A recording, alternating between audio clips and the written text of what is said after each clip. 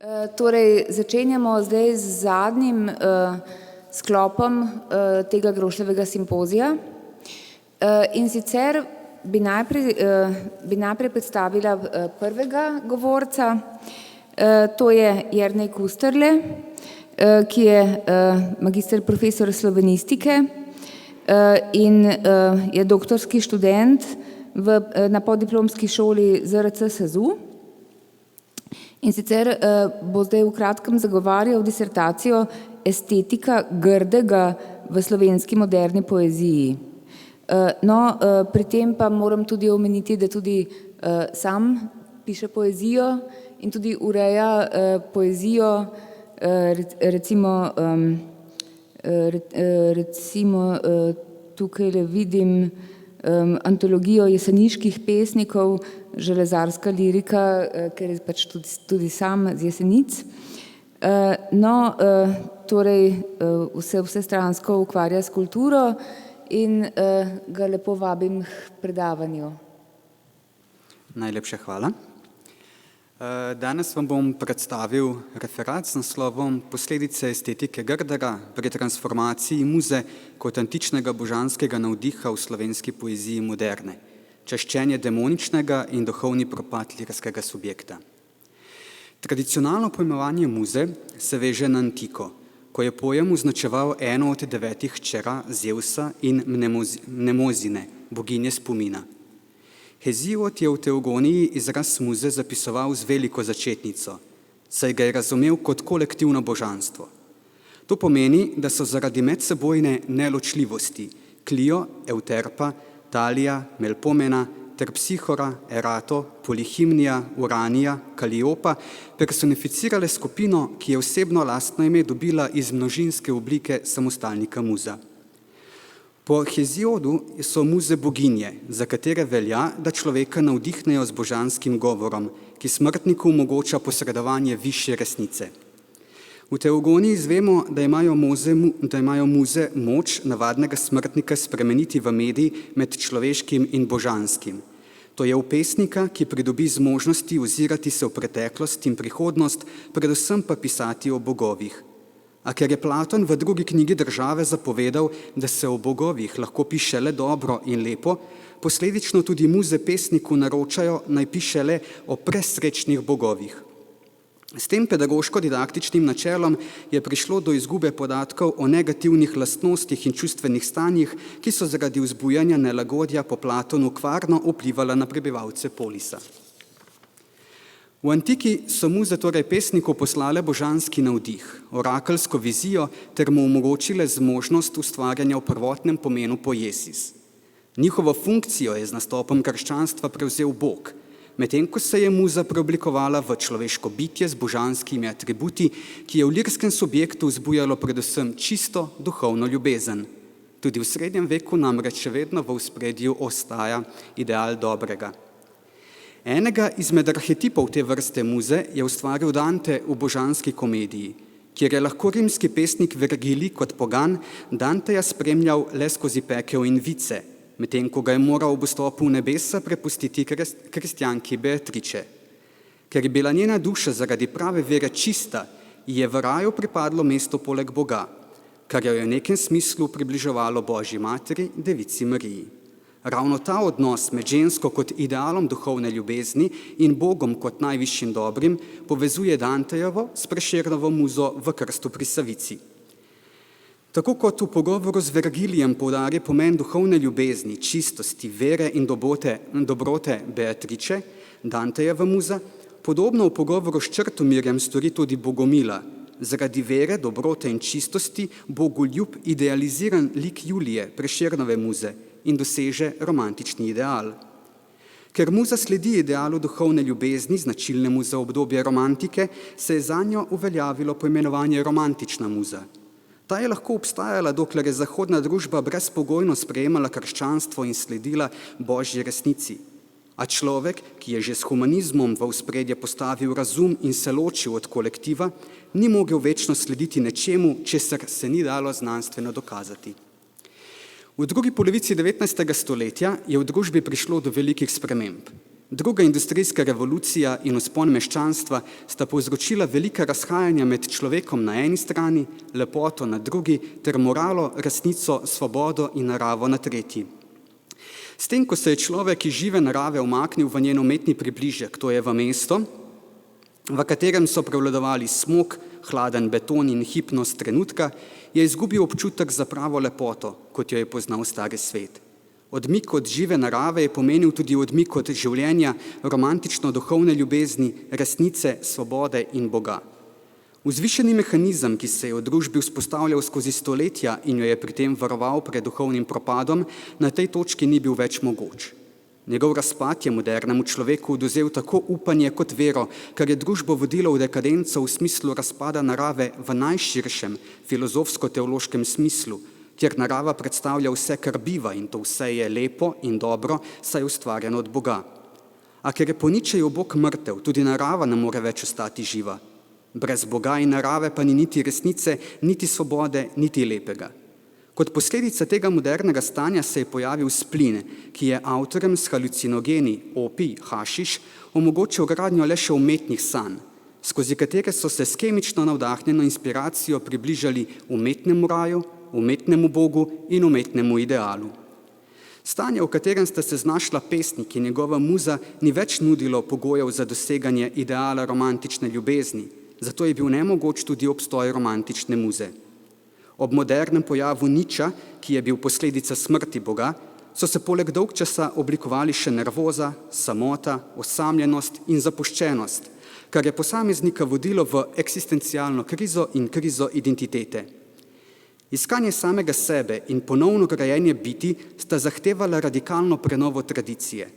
To se je zgodilo z opredelitvijo estetike grdega pri Karlu Rosenkranzu in nove lepote pri Charlesu Baudelairu. V obdobju moderne, to je dekadence, simbolizma in nove romantike, se na tem ozadju razvijajo trije novi tipi muze: novoromantična muza, moderna muza in antimuza. Medtem ko se temeljne poteze romantične muze kažejo skozi duhovno ljubezen in pripisane božanske atribute, je novoromantična muza utemeljena na erotični čutnosti, strasti, poželenju in sli, hkrati pa lahko lirskemu subjektu nadomešča izginulega oziroma mrtvega Boga. Pri moderni muzi je šel razvoj še dlje. Muza lirski subjekt privlači svojo fizično in ali duhovno grdoto, negativnimi lastnostmi, ki so tradicionalno vzbujale nelagodje in odpor. V obdobju moderne pa so v sklopu sprememb po posamezniku in družbi kot elementi modernega, novega in posebnega zavzele mesto vzvišenega. Najbolj skrajno stopnjo v razvoju muze je v tem obdobju zaznati pri antimuzi, ki prevzame vlogo femme fatale.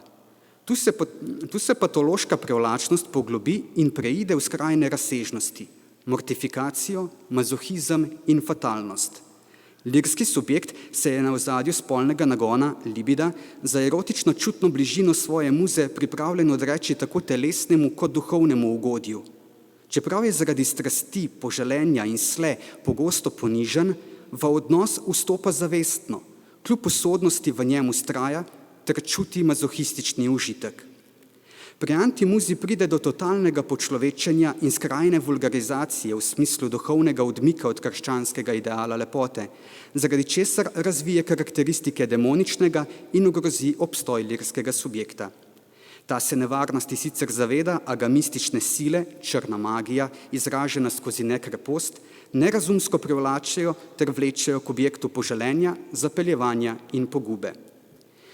Pri Ivanu Cankarju se antimuza, čarovnica, ki s črno magijo prikriva demonično, najbolj ilustrativno kaže v 5. pesmi Dunajskih večerov iz 1902, kjer lirski subjekt svoje muze ne časti kot boginjo, temveč kot nosilko božanskega.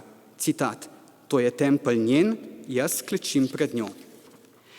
Konec citata. Namesto da bi lirski subjekt skušal svojo eksistenco zaščititi, se prostovoljno in zavestno prepusti usodnemu patogenemu stanju. Citat: "V bolestnem razkošju telo mi trepeče, v objem se mi dvigajo roke drhteče. Glej, v prahu nesvesten kleči pred teboj in ljubi in moli te sužen tvoj. Venus, Venus." Konec citata. Ponižana stopnja sužnja, lirski subjekt kot v transu časti tako muzo v prispodobi domine, Venere, kot njen tempelj.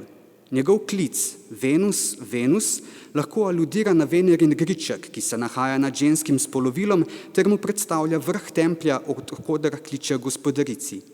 V prvi izdaji erotike iz 1899 se pesem nadaljuje v prikaz spolnega akta, ki pa ga lirski subjekt doživlja predvsem povsem drugače od pričakovanj, saj se urok, ki je demonično zakril z lepim, razblini. Noč postane brezupna, obsojena na večno odsotnost sonca. Črne in ledene roke muze prevzamejo podobo opolskih in mokrih kač, ki drsijo po subjektovih licih. Hladno telo muze se dotika subjektovih udov, zaradi česar ta začuti močan odpor.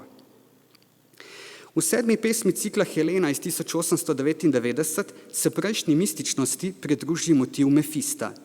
Lirski subjekt je za čutni stik z muzo pripravljen sprejeti dogovor s hudičem, čarovnikom. Svoje življenje, po smrti pa dušo, želi zamenjati za bogatstvo, bisere in gradove iz marmorja ter zlata, saj bi v zameno za enkratno ljubezen to poklonil muzi, ki bi mu strastnim poljubom odprla lažna nebesa. Citat.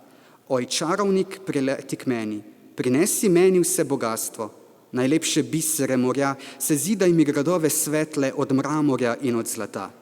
Življenje svoje dam ti zanje.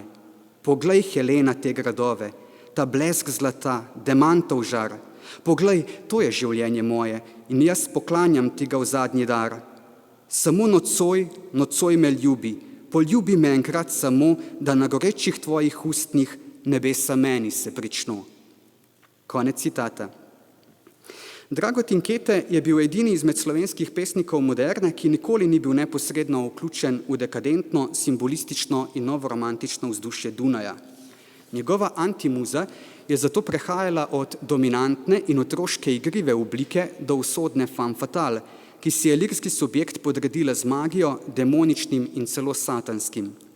Potem, ko lirski subjekt ni sprejel smrti Boga in naše ugodja ob demoničnem na metafizični ravni, je kvalitete zavrnjenega antikrista preslikal na antimuzo, ter s tem še določneje zadovoljil moderno patološko željo po mazohističnem užitku. S tem je njegova antimuza prevzela različne vloge.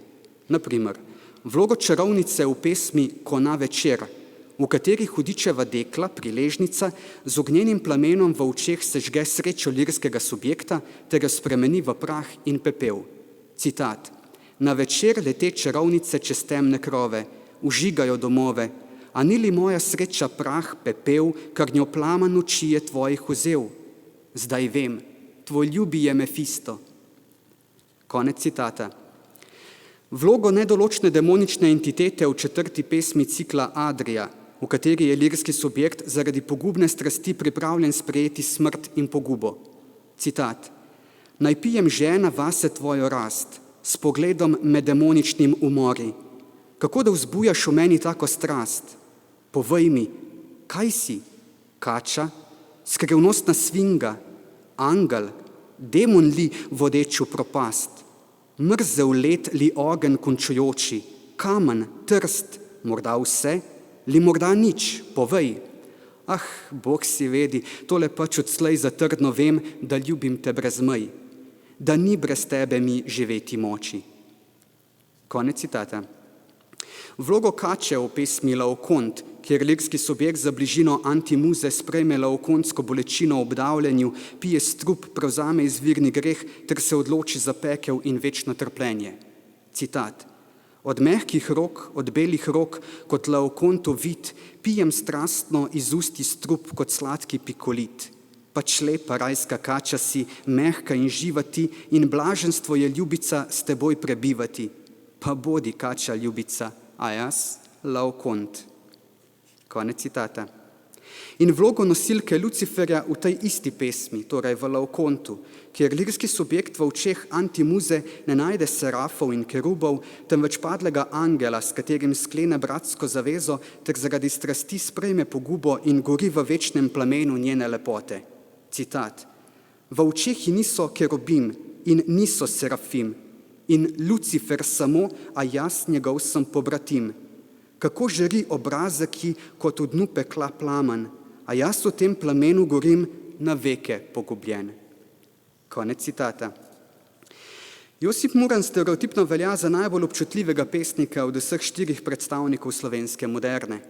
Nemoč, ki jo njegov lirski subjekt čuti v povezavi s strastjo in poželenjem v pesmi In čarovnica, pripiše modernemu ritualu zapeljevanja, ki ga z izmeničnim vzbujanjem veselja in žalosti izvaja antimuza. Njena lepota, ki jo primerja z lepoto Božje matere, je sprva čista in nedolžna, a se kasneje izkaže, da je bila to le privlačna maska čarovnice, pod katero sta se skrivali nezvestoba in vez s hudičem. Citat. In čarovnica v resnici, draga moja, je bila, in z radostjo tugo plamen mi je netila srca. Ah, bila je najkrasnejša, skoro lepšo ko Marija, ki z oltarja zre na nas. Bila je kakor ptica, ki se dviga pod nebo, in veselo, kakor ptica me pustila je tako. Videl sem jo še nezvesto, ko po balo so prišli. Pojdite mi k vragu vsi. Konec citata. Zadnji izmed 4 slovenskih modernih pesnikov je Oton Župančič, ki je živel najdlje in katerega literarni opus je najbolj raznolik, tako literarno zvrstno kot slogovno in motivno tematsko, saj je prišel različna literarna obdobja, smeri, tokove in še kar drugega.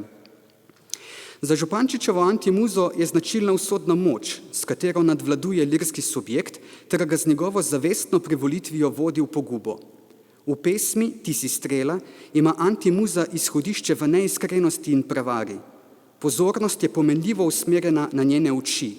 Te kot arhetip lepote in starogrška vstopna točka v dušo niso le nosilec uporabne vrednosti, temveč predstavljajo tudi fizično in duhovno lepo oziroma grdo.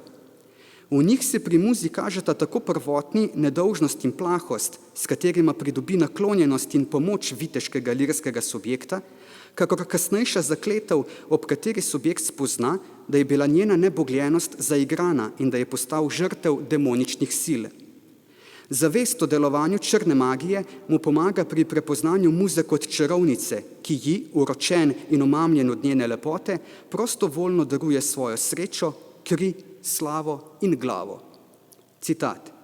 Ti si strmela v gosto noč, tvoj pogled kot golobček plah je blodil po temah. V daljavi le pojemajoč, drhteč, boječ, plamen je trepetal. Jaz sem te minem ga prižgal. Ti si strmela v gosto noč, jaz tebi sem v oči strmel.